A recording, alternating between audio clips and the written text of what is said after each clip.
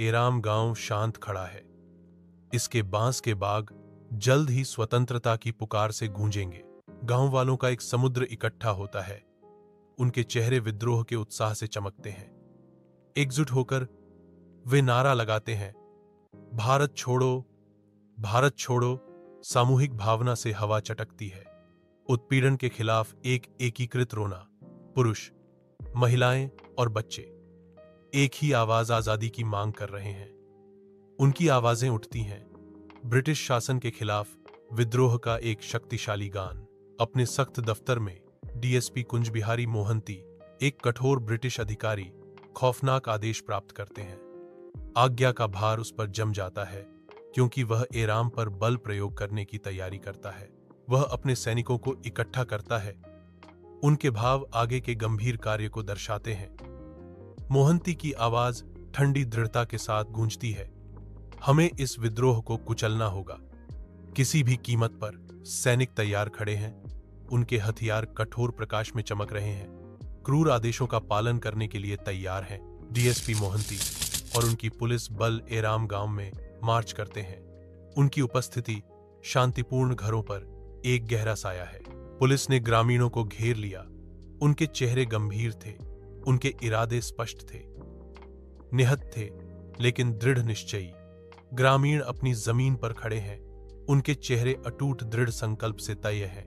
मोहंती की आवाज तनावपूर्ण चुप्पी को तोड़ती है, यह सभा अवैध है, तुरंत तितर बितर हो जाओ।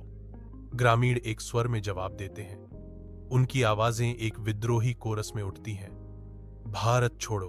मोहंती के आदेश पर पुलिस गांव पर गोलियों की बौछार करती है, जिससे शांति भंग हो जाती है। आराम गांव में गोलियों की गूंज सुनाई देती है। हर धमाका हवा को चीरता है, जिससे अराजकता और खून खराबा होता है।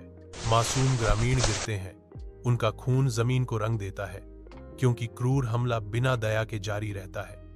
नरसंहार के बीच मातंगिनी हाजरा उभरती हैं, जो उच्च तिरंगे झंडे को पकड़े हुए अवज्ञा की एक मिसाल है।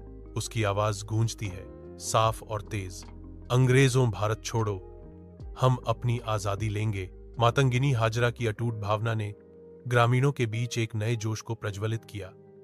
उनका संकल्प उत्पीड़न के खिलाफ मजबूत हो रहा है। एराम गांव दुख में डूबा हुआ है, जो उस क्रूर नरसंहार का गवाह है जो हुआ है।